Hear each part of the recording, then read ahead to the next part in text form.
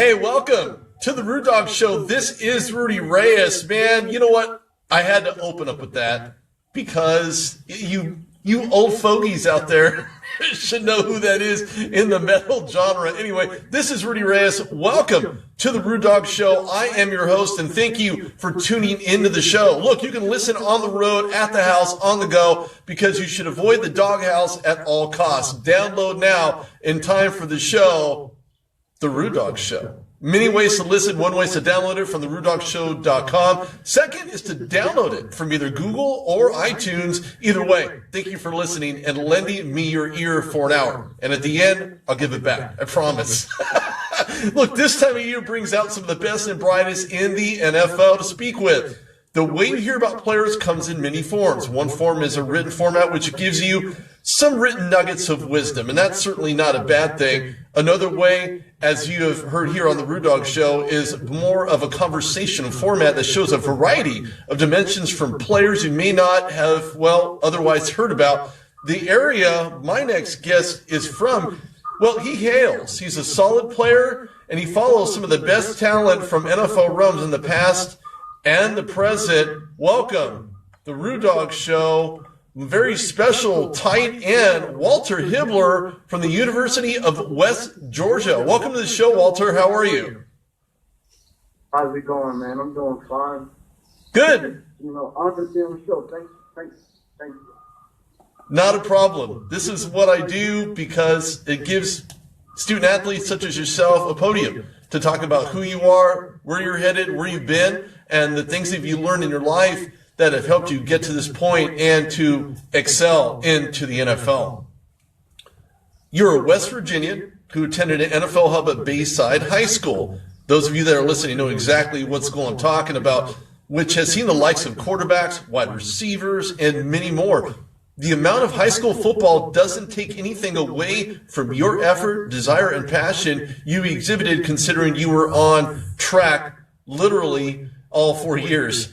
You seem to be headed into a future that won't be known until you arrive. Now look, football was not the initial desire. However, besides track, it was your very first attraction into high school. You knew in advance about the football lineage for which has dawned the high school halls there at Bayside. However, coming from a single-family home, and as unfortunate as that is, most people experience this, as I did. But you didn't allow this from preventing your desire to be successful. As you had come from a single-family home, did this influence you to excel in life by means of becoming an athlete? Definitely. I think that's one of my biggest influences is the fact that I came from a single-parent home. My mom, she kind of struggled to raise me and my two brothers. I didn't want to be a product of my environment. So I feel like, football is something that really helped me not become a product of my environment. Well, you can never become a product of your environment. You're either the example or you set the example. And looking at the area, I can really look at it and say, man, you made it out alive. Seriously. Did that any way or form influence your decision to play football, or did it start at track initially? Say it one more time, Bob. As you headed in through high school, was track the designated type of athletic move you wanted to make, or did you feel that there was more to your skill set that you found in football or soccer or any other sport moving forward? I would say part of that. I ran track. I just kind of almost like I started playing football. Playing around, and I know growing up I was always faster than a lot of the guys I hung out with. And the first thing I wanted to do when I got to high school was I wanted to run track. And I love running track, man. It was the only thing I did for a while. Until my senior year, I started to play football, and I felt like track really helped me out on the football field, as far as, just being a 200-meter and 100-meter sprinter. I was able to take that and use it on the football field. So I would definitely say that they had some influence on me. Well, when we talk about influences, we have people in our lives that essentially do one of two things: add to who we are or become a detractor as to who we need to be. What types of influences did you have around you to help, besides your mom struggling, of course, had taken away from what you were trying to do? Look, my mom took care of 4 kids. She had the world of the weight of the world on her shoulders. What was it like having to do what you needed to do, and what were the positive influences that kept you going? Well, my uncle, he passed in 2006, but he was, really my biggest positive influence besides my mother. He was the one that, he got me out of the streets at a young age. He got me working, and he was really the start of me getting on the right path. And rest in peace, when he passed in 2006, I was kind of lost for a while. I got in a lot of trouble coming up, and then my head football coach at Bayside High School, or former head football coach at Bayside High School, he seen me playing football in team one day, and physical education, and he told me that I should probably come out, try out for the team, and I did. I took it to life, and I never turned back, and I feel like that little advice alone right there, in many ways, it could have saved my life, because the path I was going as a young child, the neighborhood I lived in, people I hung around, there's no telling where I would be today without my uncle, one, and then that coach that recommended me come play football at the time. Without sports or my uncle, there's no telling where I would be. So those are my positive influences, other than my mother. When you look at your first love, which was track, what initially attracted you to playing it? Was it about your speed? Did you know that there was something more to playing football because your uncle was really a part of it? Was it something he suggested, or was it something that a coach helped push you towards to get you to understand that there's more to you than just playing on a track field? To be honest with you, really, it's just I used to see a lot of guys doing it in high school, and I used to see the attention they get wearing jerseys on Friday and stuff, and I like that, man. Like, I like that, And at least before playing football, I stayed suspended or in school suspension. I didn't get any attention, and to be honest with you, in high school, football became easy to me. Track as well. It became real easy to me. And, I just said, why not? So that's kind of the main reason why I feel like I really had the drive to play. It really came easy to me at the time, I was more athletic than a lot of people that I played with. I was a lot bigger, stronger, and faster in high school, and it didn't really, it didn't really start getting a lot tougher for me when I got to college. So in high school, man, it was fun, easy, you become popular when you put that jersey on Friday, and those things that I just wanted to do. And most and foremost, it kept me out of trouble, Well, it's designed to. It's designed to. You're designated once you move from being in a bad environment, understanding that there is an athletic outlet for you to help move you forward in life. And when you think about all the trials and tribulations, things that we'll discuss as we get more into the interview, what was it about doing more? Was it doing more for yourself? Was it doing more for, from an athletic standpoint, that you believed would help get you out of a bad situation? Well, like many knew that I was good enough to get a football scholarship to where my mom would not have to pay for college. After high school, I could sit around doing nothing. And I feel like that. I feel like that's the main thing that drove me at that time. Is, I just didn't want my mom worrying about me. So I figured, if I got a football scholarship, I got out of the neighborhood where my mom currently still lives. I felt like that would be a big burden off her shoulders. And, that's exactly what I did. I used football as a vehicle. I used football to get me to college. And now once it got me to college, I also used it to get me through college. Well, when you look at the academic obstacles, because as I know, as you had told me, that you face some academic issues, meaning that you had the passion, you had the desire, you had the drive, but then being told that you couldn't continue because of a lack of GPA, and for those that don't know what that is, that's grade point average. What did that mean to you when you were told, look, you can't play?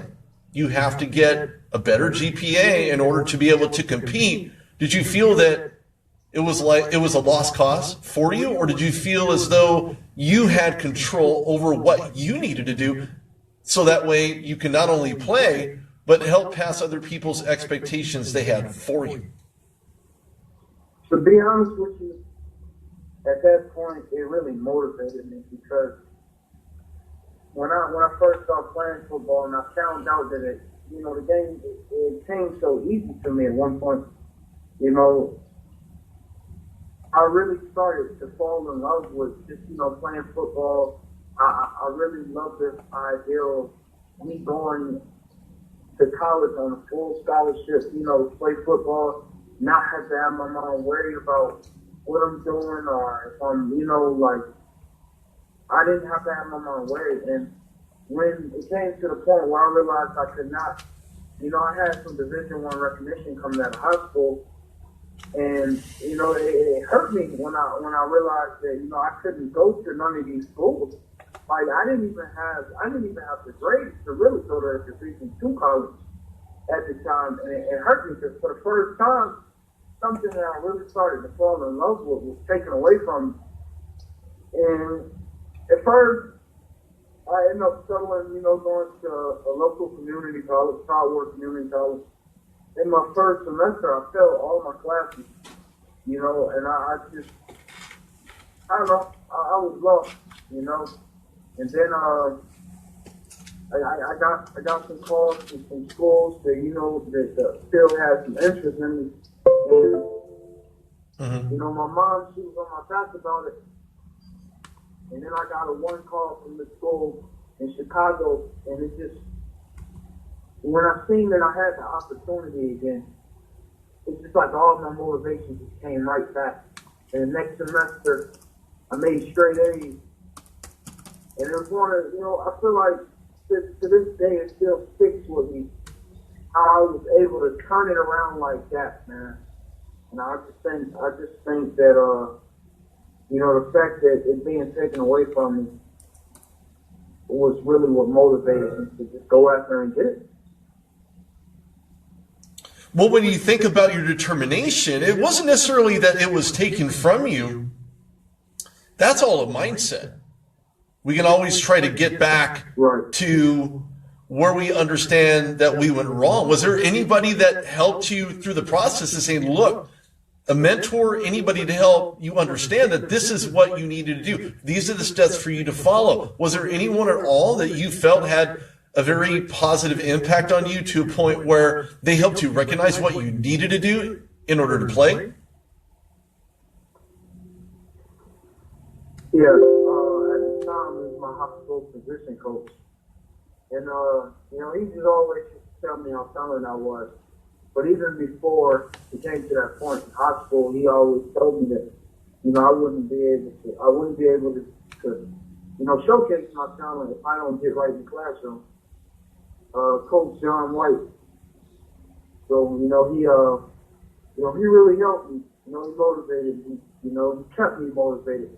Even after high school, when I was declared ineligible and I was trying to get back into it, he let me come up to the high school and work out, you know, even though I already graduated, you know. So I would say, he's now the head coach of Bayside High School. At the time, he was my position coach. Coach John White, that would be the guy. Well, look, you knew you had to make the advancement. You knew that you exhibited an athletic acumen. In other words, you had designated to yourself that you were kind of caught in the middle. You didn't know whether or not to play football, to play track. It was almost as if everything kind of stood still. And when you're told that you can't play, and again, sports is based on GPA. If you can't play, raise a GPA. That's one of the things that I try to acknowledge here and preach on the Rude Dog Show is when you're able to recognize that you needed to play, that the feeling, the passion, the desire to do even better comes from the recognition. Raise a GPA and you can play. Did that in any way, shape, or form influence your decision, on top of playing track, to play football and excel past where you thought you were limited to from the beginning? Definitely. Like I said, you know, not being able to play, I just kept thinking, I don't know what I'm going to do without it, you know? And it influenced my decision, you know, to just get the ball on the road. You know, I need to get these grades right so I can get in school and, you know what I'm saying, try to get this free education, you know? And at the time, I didn't think like that. You know, I was young. I was 17, 18. I wasn't even thinking about education, really. I just wanted to play football. You know, I just like school. Still to this day, I don't like school. But I wanted to play football. But now that I'm older, and, you know, I am done playing college football, I see what the game did for me. It's got me through college. It's got me a bachelor's degree. And it's got me out of a really bad place. And I just think that, you know, the fear of not playing is what motivated me to really get my GPA up so I can, you know, continue to play. And I'm so thankful and I'm so happy that I had the people along the way that, you know, motivate me. You know, my coach, my mom, mainly them two, my uncle. I thank God for them because without them, I don't know if I could have done it. I really don't know if I would have done it. Well, it's good that you have them. Not everybody does. There are some kids that go through the entire process and have no one. Nobody. The likelihood of them making it to the next level, collegiate or otherwise, it's slimmer and slimmer when there's no one there to help, when there's no assistance, when there's no one there to give them the lift up or words of wisdom, a conversation, if you will. You're very fortunate to have people around you that enabled you to get to where you're at right now. Definitely.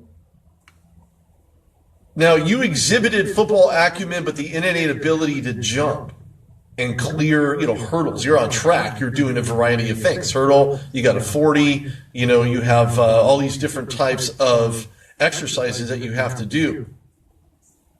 You played flag football initially. That's what really caught your attention, your focus, your desire. Was it almost a hooked-on moment for you the minute you exited that field after playing a game of flag football? Say it one more time, the last part. Sorry. No, it's okay. When you had exited from playing track and you wanted to do something else, you played a PE-related flag football game. What was it about playing that game, and did you feel as though after you played it, you left the field, the day was over, that you wanted to play this for the high school or just play in some type of league? It was just fun to me, you know, and the idea of being able to play a game like that and get your education paid for, you know, what a kid wouldn't want to do that, you know, and it was fun to me, and it, not only was it fun, but it just came easy for me, you know. At the time, I senior year in high school, I was bigger and faster than a lot of people, and it's just, I don't know, it came so easy to me, you know. And I think that's ultimately why, you know, I continued to want to play it. You know, it was just a fun game. It was like an outlet, and it was something different. You know, growing up in my household, you know, I wasn't able to play sports, you know, when I was young, like before high school. And the only thing I was able to do was run track. The one thing about that is, you know, growing up in a single parent home, I had to work. And I feel like, you know, I kind of missed out on some of my childhood. What happened? Sorry, I got a motorcycle. I happened to, you know, work at such a young age. And I just feel like, you know, when I got to play football, it was like an outlet. You know, it wasn't working. It wasn't, you know, trying to take care of my younger brother. It wasn't none of that. It was fun, man. But that's what kept me wanting to play the game, you know. It's fun to me. I had a lot of passion for it. And you certainly showed it. You showed it in all different levels. Whether you transferred, regardless of where you're at, you were able to show that. And I'm not talking just showing to normal, regular, average people. We're talking colleges, scouts, people that attended the games that you had played at to say, ooh, this guy's got something. He's got something. Oh, but wait, he can't play. His GPA is not high enough. Now, you could have taken two completely different roads. You could say, you know what? I don't want to do this anymore. I'm done.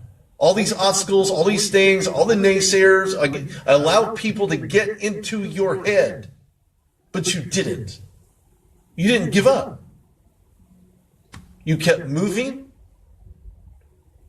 You kept doing what you do, what you wanted to do, what you felt was your best bet to get out of the situation that you were in, and that is to continue.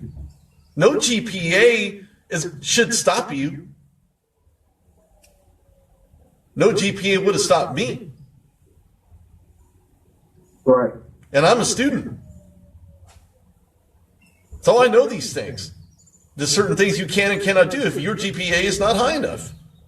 But the skill set that you possess wasn't the roadblock. It was a GPA that was a roadblock. But because coaches, scouts started to recognize who you were, when did you realize that a lack of better grades were in need of more attention than football? I realized it actually rather quickly when I just got a call from my head coach, you know, in high school, and he brought me into the office. And, you know, I just seen all the guys I was playing with, you know, signing some big time scholarships. You know, one of my best friends, you know, signed a scholarship to play at the University of Virginia. And everybody is signing, and on signing day, you know, I got all my friends, you know, going to these big time schools. And, I thought I was a pretty decent football player, you know, according to a lot of people I was, but I wasn't signing those scholarships. And, you know, kind of reality kind of set in, you know, and that's when I realized, you know, that you know, this academic stuff is serious, you know. And it really, I didn't feel sorry for myself, but it really made me, you know, it just really made me change my whole perspective on how I look at, you know, education. And, you know, like I did have some regrets because, to be honest with you, I could have made straight A's in high school. I just didn't try. All I wanted to do was play football. That's it. I just wanted to play sports. And But you knew the athletic consequences. Sounds like you understood the consequences. You knew exactly what you were getting yourself into by just paying all the attention to football and not academics. Unfortunately, players out there, any players that are listening right now, need to know this is a great story for you. Walter Hibbler is talking about things that most student athletes take for granted. They think because I have the athleticism but don't have the grades, I can play football. Well, Walter's here to tell you you're wrong. Don't be fooled. And don't fool yourself. Did you believe that the balance between... Go ahead. It'll catch up to you. It'll catch up to you. You can go through the motions. You can go through the motions, for a short period of time, and, you can get through. And, you can get through class or do whatever you got to do. Just enough to play on Friday night. But eventually, it will catch up to you, and that's what happened to me. It caught up to me. I was able to stay eligible to play every Friday night of my senior year. And, when it was time to go to college to play on Saturdays, I had to wait 2 years before I was put on an old football helmet. I wasn't able to go up to the big-time school, and I never did get a chance to go to the big-time school like some of the guys I played with in high school, and that's mainly because of my grades. But you recognized early. You were forced into a situation where you had to make a conscious decision. Do I continue doing what I'm doing? Or do I have to change it in order to benefit myself in the long run? And the answer to that is simple. Get the grades up, get the higher GPA, and you can play. Sounds easy, but for a lot of athletes out there, it's not. Download. Exactly. It was not.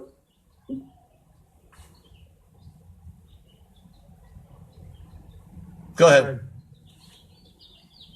I was saying, I was going with what you were saying. It sounds easy, but it wasn't.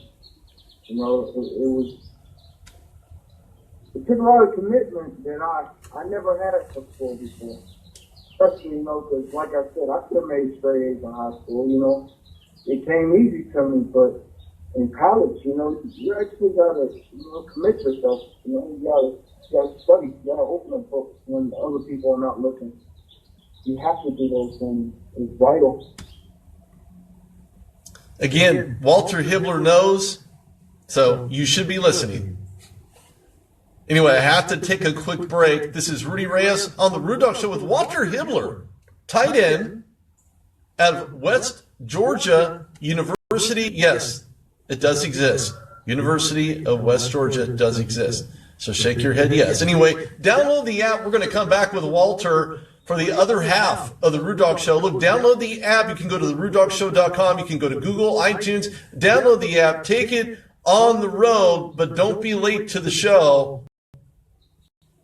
We'll be back in about 3 to 5 minutes. This is Rudy Reyes on the Rude Dog Show on WBLZSports.com. We'll be right back.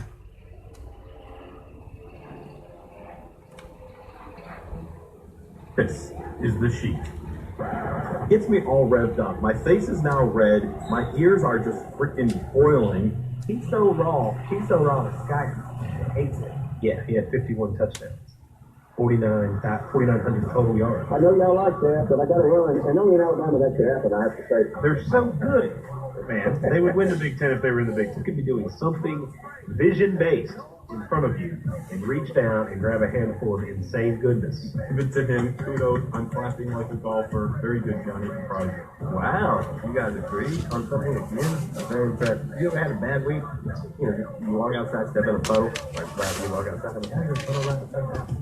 Are you stand on the curb and like drive by and flash blood up on you? Or it's just raining on you, not anyone else? I will tell you, before you go any further, I cannot hear Chad when he speaks. Good. Here, listen to the sheet, man. I don't really know what we're doing. Every Saturday morning, 8 to 10 a.m. right here on WBLZ Sports.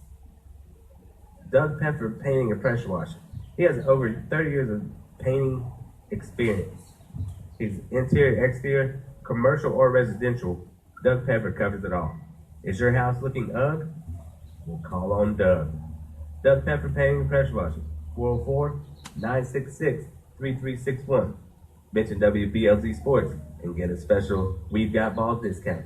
That's Doug Pepper painting and pressure washing. 404-966-3361. Hello, everybody. This is Blake Cole, host of Off the Wall Baseball here on WBLZ Sports. If you love America's pastime, then join me every Wednesday afternoon at 1 p.m. Eastern for the latest and greatest in the world of Major League Baseball. Whether it be your industrial, commercial, or residential needs, Gen Service is the electrical contractor for you. The Gen Service team has the expertise, commitment, and educational years to help you solve your electrical concerns. They have you in their best interest with helpful suggestions to accommodate your every want. Give them a call no matter the size of the job at 740-438-7173. And mention WBLZ Sports, you will get a discount. That's Gen Service, 740-438-7173. WBLZ Sports, we've got balls, this is sponsors your balls.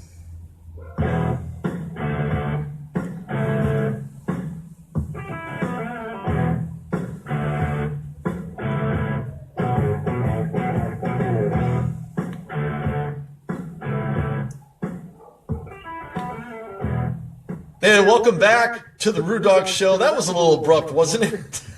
I'm going to find out who that little girl is one way or another. Anyway, welcome back to the Rude Dog Show. This is Rudy Reyes on WBLZsports.com. Did you not download the app yet?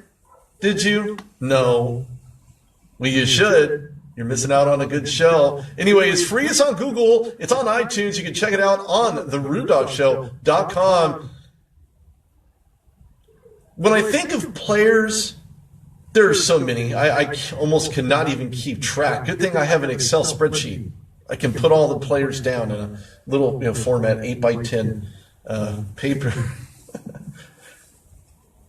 But when I think about players, there are a lot that really stand out to me. Max Starks, Jeff Reed. And sometimes you don't have to do amazing things to become, well, memorable. But my next guest certainly is finding his way through the system, through situations that he's been a part of, been involved in. Welcome back to the Rude Dog Show. This is Rudy Reyes. I'm with Walter Hibbler, a tight end out of University of West Georgia. Welcome back to the show, Walter. How are you? I'm good. Good. Glad to hear it.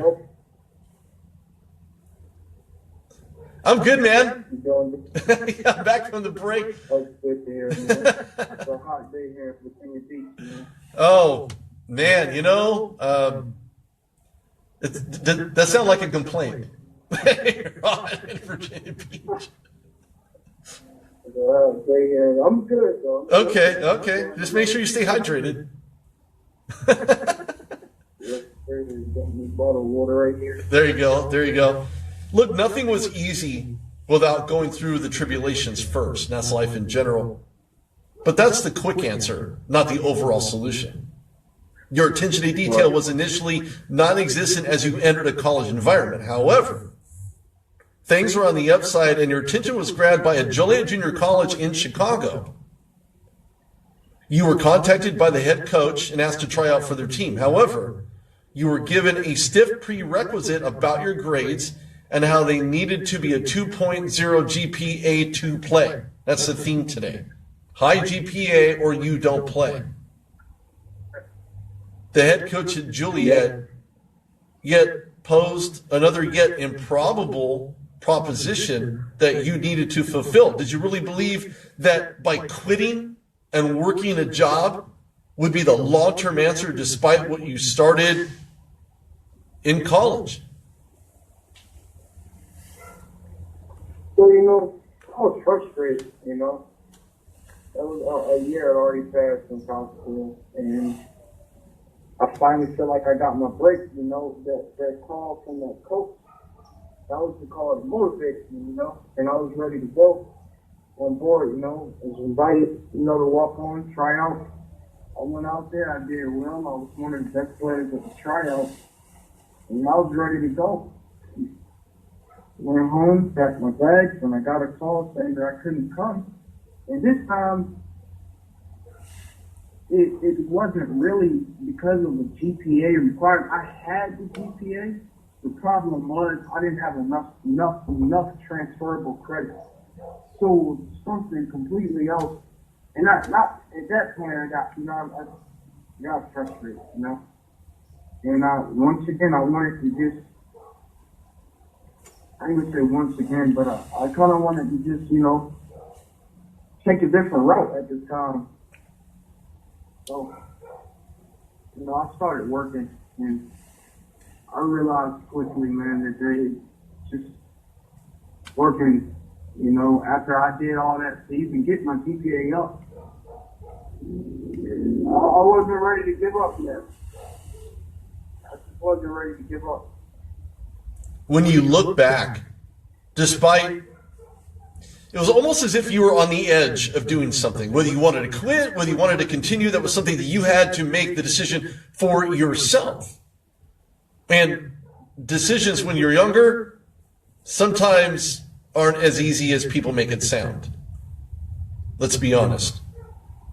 But when you look back, were there any other distractions that surrounded you, or people in your ear, or a little birdie on your shoulder that said, you know what, just quit, go work a job, and life will be okay?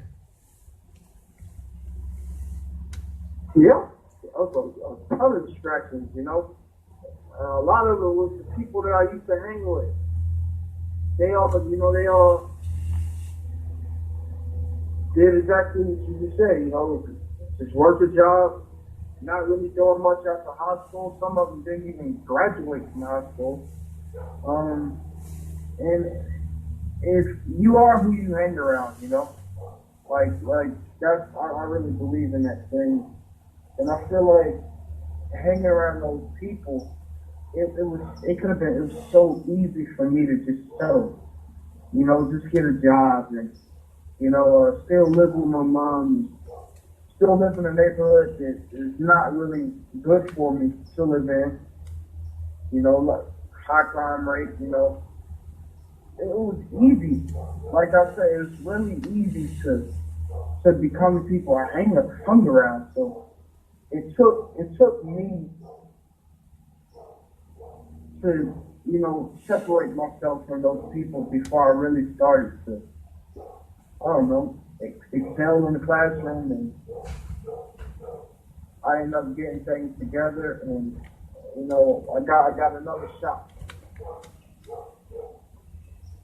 We all have ups and downs.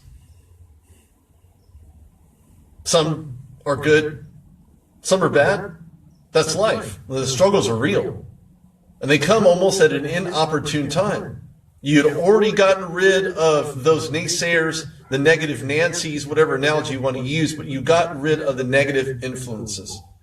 Sometimes we can allow other people to get into our head to make us believe that what they're saying is reality. They say the sky's blue, the sky's blue. They say jump off a bridge. Are you going to do it? No. At least I'm not. Not without a parachute. However, it's how we handle those times of seemingly bitter despair that makes us who we are. Resilience can be something that you can attest to after you transfer to a Mount San Antonio college in my neck of the woods here in Southern California, where you excelled in the classroom based on knowing what was needed to play. Your passion had shined through, which ended up in a 3.89 GPA. Congratulations on that one. What do you believe were the strong points as to how you were able to handle the variety of disappointments up to this point in your life? Well, I feel like, you know, at that point, I got to know. And from the Virginia college, I just got to the point where I had enough, you know. I had enough. And I got a call from a coach. His name is Coach Bobby. And, you know, they gave me a great opportunity to, you know, come out there and play. And I just, you know, I got to the point where I said, I'm not gonna mess this up. You know, because it probably would have been my last opportunity. There wouldn't have been no West Georgia or no bachelor's degree if I would have messed this up. I really believe. And this was just a turning point, you know. When I went to California, I wasn't hanging around none of my friends that I hung around with in Virginia anymore. It was like a fresh start for me. And I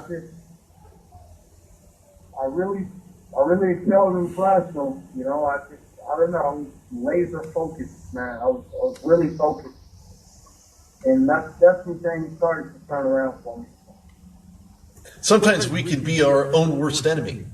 We're thinking that, you know, self-sabotage, self-deprivement is the way to go. Did you believe that the opportunities while you attended Mount San Antonio College were about to put you into a better position in your life moving forward? I really felt and believed that, you know. I just thought that was my breakthrough, you know. At the time, I had kind of what had initially got me to Mount San Antonio Junior College. I actually made a YouTube video, me working out, you know, running some routes, catching a few balls, you know, just, you know, showing my skill set. And I emailed it to every junior college in California, you know. And I felt like this was it, you know. I really wanted to play football at this point. And Mount San Antonio College was one of the colleges that contacted me back. And, you know, the coaches on board there, they really showed that they can help me get this thing headed in the right direction. And, you know, it's two things I had to work out, you know, living situation and stuff like that. You know, I didn't, you know, junior college in California, you know, they don't have scholarships there. So, you know, it's tough. It was tough. It's real tough to be. I don't think a lot of people know that. You know, that some kids, you hear them say, yeah, I'm going to junior college. Going to junior college in California is one of the toughest things I've ever been to. Trying to figure out how you're going to, you know, eat. You know what I'm saying? You're not a scholarship. You're away from home. It's so many different things, you know. A whole new different environment. It was not easy at all. But I definitely feel like that was going to Mount San Antonio Junior College was the turning point in my life. You know, because to go everything that I've been through there it's helped shape me into the person that I am today. And also the football player that I am today. When I got there, like, football came easy for me in high school. You know, I was still real good at it, but it didn't come as easy. You know what? Nothing's easy. Nothing's easy. The trials and tribulations from attending a junior college in Southern California, I happen to attend one. I don't go to Cal State Fullerton. I go to Fullerton College. It's a junior college. Now, unless you reside there and establish residency, you have to be there for a year in order to apply for what they call a governor's grant. Most people don't really know that. If you're in a certain area, demographic, regardless of where you are, coast to coast, the same applies there or something thereof. But you're right. Being in junior college, not having a scholarship is tough. It's difficult. It's very difficult. But I commend you for going through it. However, that's a part of life. You live and learn. And sometimes it's not always about football. It's just life in general. But was it more about what your desire was to play? Or was it a mindset that prevailed? Or was it both? I think it was both. But mainly, was my mom, you know. I just wanted to make my mom proud. You know, my mom was always worried about what I was going to do. And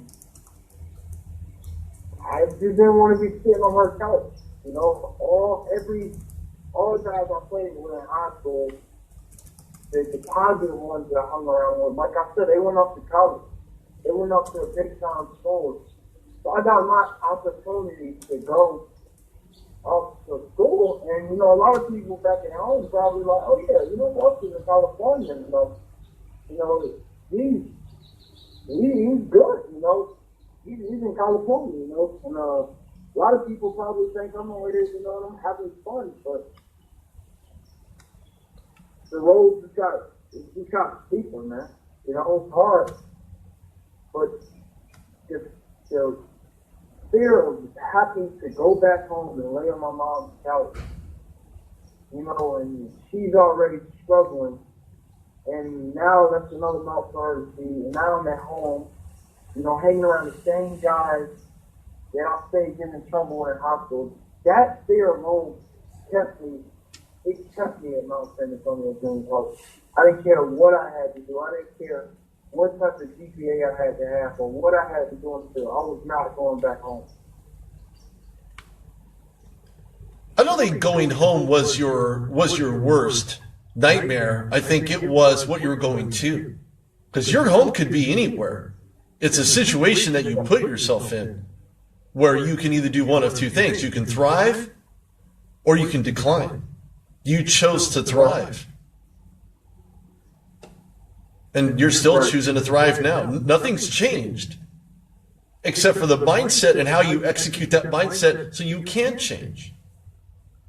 Some changes are drastic. Some people don't really want to make them. They don't see any reason to. Their theory behind change is, well, whatever happens, happens. No, you make it happen. That's the difference between those who are progressive and those who are digressive. And that's the trap they fall into. You know, while you attended Mount San Antonio College, you started playing tight end and became a mismatch for various types of linebackers and sizes and speed and safeties as well. Seemingly, you were much larger than most safeties and faster than most linebackers in that conference.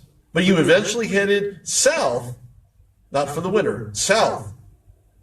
You accepted a full scholarship while attending the West Georgia University Wolves. You led all tight ends on the roster, including receiving yards, as a co-starter. What were your thoughts about that full ride to West Georgia University, and was it an easy move to leave California where you had started to become successful at Mount San Antonio College? It was such a rewarding feeling to me first, you know. Getting a full scholarship, man, because I was trying to do that, you know, since high school, and it took me 3 years, almost 4, but I finally was able to accomplish it. And it meant the world to me, you know, and it made my mom so proud that I was able to do something that, you know, I know a lot of guys in my situation that had the same situation as me, and they chose not to thrive. And you know, I was blessed with, you know, people in my life to motivate me and push me, and I thank God for those people. I was able to go out and I was able to get a scholarship, man. And I didn't have to take out student loans, and I can't even put in words to how. How'd you feel? I just, for once, I really felt like the sky was the limit, you know, because I was able to go through what I went through at Mount San Antonio Junior College, at Tyward Community College, high school, not getting no scholarships, getting the Division I recognition, nobody offering me. Going from all the way to that, to getting a full ride scholarship, you know, to come in and play. I can't put into words how I felt, you know. That's huge. I just felt felt rewarding, you know, and I was so much more hungry, you know, determined, you know, a better word, determined to just do more because I seen what I was able to accomplish. And I'm not going to say I accomplished it on my own because, you know, I had some people pushing me, and, you know, but see what I was able to accomplish, you know, it really motivated me that I could do a lot more.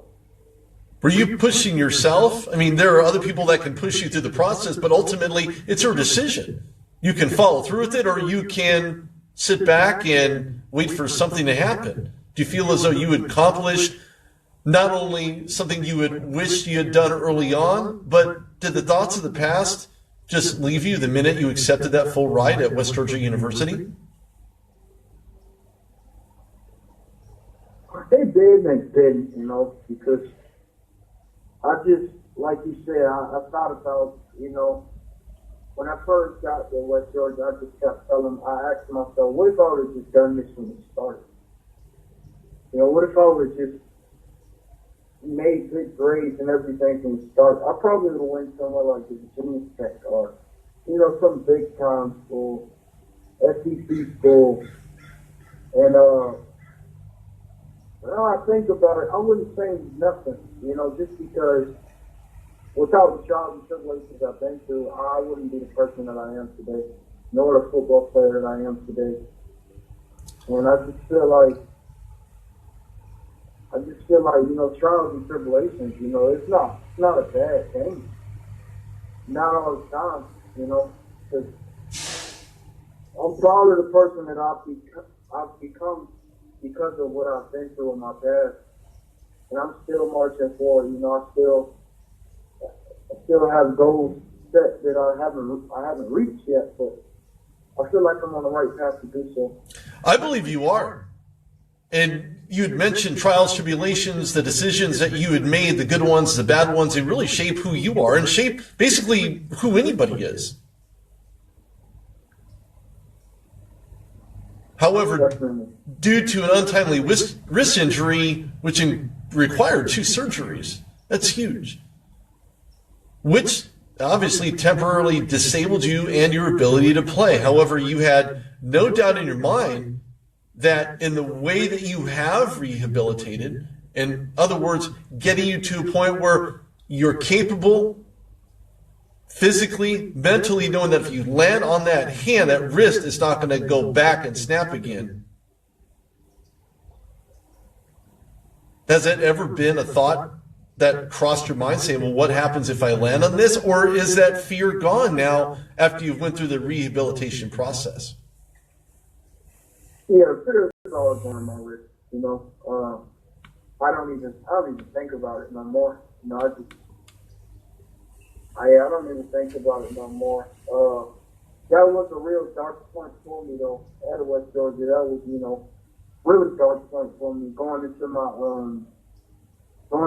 junior year, which was supposed to be, you know, I thought it was probably would have been my best season at West Georgia. You know, felt like, you know, I was involved in the offense, you know, quite a bit. You know, starting tight end and bang, 5th day of fall camp, I go down with a nasty wrist injury. I had to have surgery the same day. I was supposed to be back week 4 of the season. The surgery didn't go as planned. I had to have another surgery. I had to have another surgery at the end of the season. I ended up missing the whole season. And then I ended up missing spring ball going into the off season. I missed summer workouts. I missed over a year of football. And I just, that's when it became, you know, I started to look at it as, you know, I can't take this game for granted. That's the first time. Well, that's the first time that I actually couldn't play football because of a physical disability. You know, at first it was in the classroom, and now I get things right in the classroom, I get the scholarship, dang, you know, something else hits me in the face. But, you know, back to your original question, I don't even think about the risk no more. That's good. I'm not going to say happy that it happened, but it's really helped me become a stronger person going through what I went through at that time. That part is where you learn from what happened. You rehabbed, you've tested the risk over and over and over again. Look, to give everybody an overview out there, look, coaches, scouts, give this guy an opportunity. He will not prove you wrong. He's got passion, drive, desire, the willingness to do whatever he needs to do. He's a solid tight end. He'd seen action in 2014 for the Wolves. 3 passes, 73 yards, led all tight ends in receiving yards. Biggest reception was a 54-yarder from Dallas Dickey against Valdosta State in the NCAA quarterfinals. That's huge. That's huge as a turning point in your life, in your collegiate career while at West Georgia University. I think you'll become a significant player in the upcoming 2017 NFL Draft. Scouts, coaches, make a call to Walter Hibbert's agent, Scott Bergman. Look, I believe you'd be a solid fit in any given NFL roster. You have the skill, the character, the will to succeed, and the passion to continue doing what you do best, and that's play football. Being a high-character person, understanding that you've went through trials and tribulations have certainly put you in a position now.